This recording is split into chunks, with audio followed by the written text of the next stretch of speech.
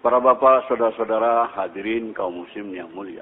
Tidak bisa kita pungkiri bahwa seluruh manusia yang hidup di dunia ini mempunyai masalah. Orang miskin punya masalah, orang kaya pun punya masalah juga. Orang yang tidak punya uang masalah, orang yang banyak uangnya pun masalah juga. Orang yang tinggal di kampung masalah, orang yang tinggal di kota-kota besar juga bermasalah juga. Orang yang tinggal di negeri yang miskin bermasalah, tapi orang yang tinggal di negeri-negeri yang kaya juga bermasalah. Jadi rakyat biasa masalah, jadi pejabat penguasa juga masalah. Kalau dalam ketentaraan, kopral bermasalah, jenderal pun bermasalah juga. Tidak bisa dipungkiri. Orang yang belum kawin punya masalah, yang sudah kawin pun masalah juga. Yang belum punya anak masalah, yang sudah punya anak banyak pun masalah juga. Yang tinggal di gubuk bermasalah, tapi yang tinggal di rumah-rumah mewah juga bermasalah juga. Allah Subhanahu wa taala mengutus Rasulullah sallallahu alaihi wasallam untuk menyelesaikan segala masalah manusia. Masalah manusia dunia maupun masalah di akhirat.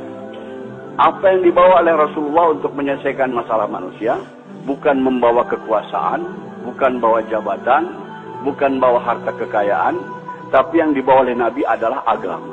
Jadi agama ini diturunkan oleh Allah untuk menyelesaikan masalah-masalah manusia. Siapa yang mau mengamalkan agama, mentaati Allah, ikut cara Rasul, masalahnya akan diselesaikan oleh Allah Subhanahu wa taala. Orang miskin kalau mau selesai masalahnya, tidak perlu jadi kaya. Sebab jadi orang kaya belum tentu selesai masalah. Tapi kalau orang miskin ikut agama, amalkan agama, pasti diselesaikan oleh Allah masalahnya. Setiap kita ingin kepada kehidupan yang baik, keadaan yang baik. Ini akan tercapai dengan agama.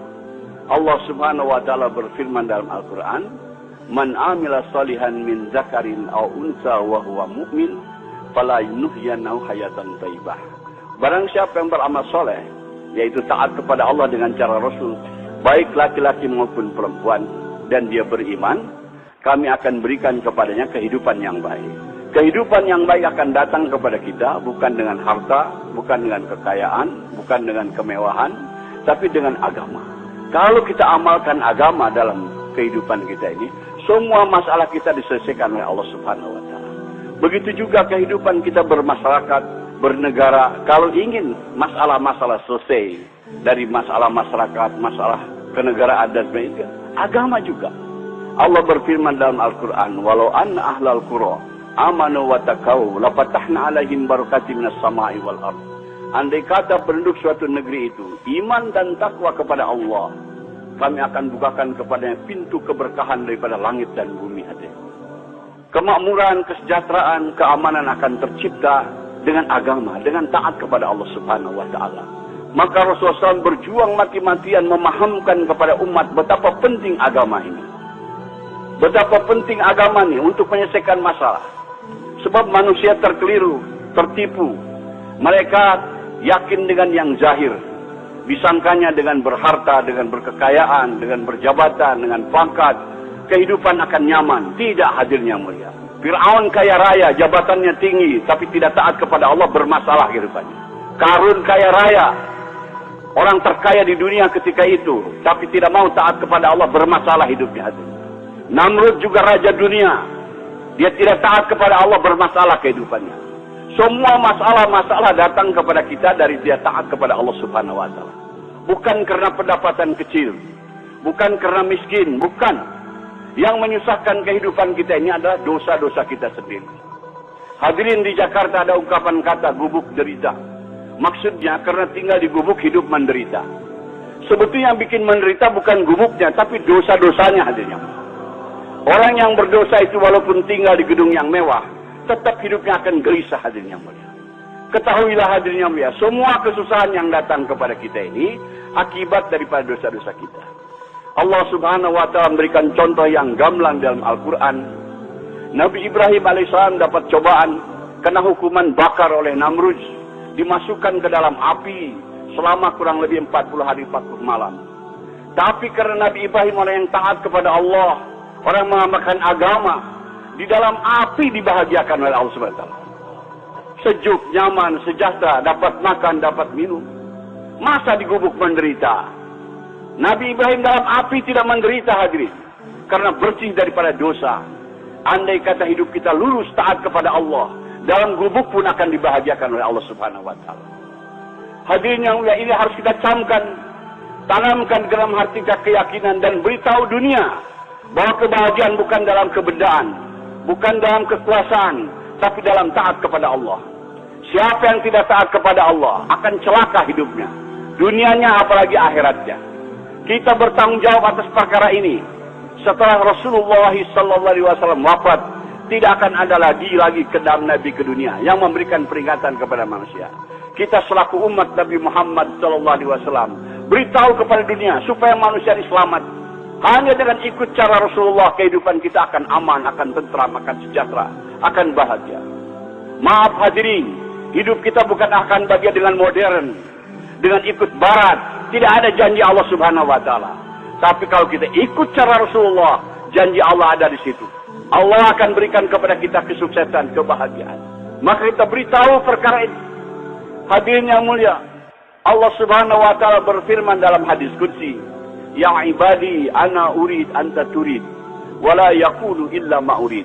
Wahai hambaku, aku punya keinginan, kamu pun punya keinginan, tapi akan berlaku keinginan aku, kata Allah, bukan keinginan kamu. Wa ilan salam dari fi ma'urid, fakaifatuka fi maturid. Kalau kamu tunaikan keinginan-keinginan aku, maka aku akan tunaikan segala keinginan-keinginan. Tetapi kamu kalau tidak mau menunaikan keinginan aku akan susahkan engkau dalam menunaikan keinginan-keinginanmu. Dan yang akan berlaku adalah keinginan aku, kata Allah. Jadi hadirin, metode, teknik supaya keinginan-keinginan kita tercapai. Kita ingin bahagia, ingin sejahtera, ingin aman, ingin tentram. Caranya adalah tunaikan keinginan Allah. Tunaikan keinginan Allah. Kalau kita tunaikan keinginan Allah, segala keinginan-keinginan kita akan ditunaikan oleh Allah Subhanahu wa taala. Allah Subhanahu wa taala pencipta kita, pencipta alam semesta semuanya. Dia yang berkuasa, hadirin. Allah berkuasa membahagiakan hambanya walaupun dalam gubuk. Allah berkuasa membahagiakan hambanya walaupun dalam kemiskinan. Allah berkuasa juga menyusahkan hambanya walaupun dalam istana. Allah berkuasa menyusahkan hambanya walaupun di tengah kekayaan, kaya raya. Hadirin, hanya dengan jalan taat kepada Allah. Apa keinginan Allah tadi, hadirin? Allah tidak minta diberi makan, diberi minum. Allah ingin supaya agamanya diamalkan. Kalaulah kita mengamalkan agama Allah, apa yang kita inginkan, keamanan, ketentraman, kesejahteraan, kebahagiaan akan datang kepada kita. Ini janji Allah Subhanahu wa taala. Jadi caranya adalah bukan dengan kemewahan, adalah caranya tunaikan keinginan Allah, yaitu agama. Hari ini orang ingin bahagia, agama ditinggalkan. Tambah jauh, tambah sesat, hadirin yang mulia. Maka kumpul-kumpul kita di sini, hadirin, untuk memahamkan pertama kepada diri kita perkara ini. Setelah itu kita bangkit korban, beritahu ke seluruh dunia bahwa kebahagiaan bukan dalam kebendaan, bukan dalam ekonomi, bukan dalam industri, bukan dalam perdagangan, tapi dalam agama. Hari ini kesalahan umat Islam sibuk dalam perdagangan, sibuk dalam industri, sibuk dalam pembangunan, tapi tidak taat kepada Allah. Wallahi tidak akan bahagia. Kita ingin bahagia tapi tidak ikut cara Rasul. Kita mau ikut cara barat, tidak bisa, tidak dijamin Allah. Bahagianya akan datang dengan ikut cara Rasulullah SAW. Semua masalah akan diselesaikan oleh Allah Subhanahu wa taala. Betapa penting ini agama.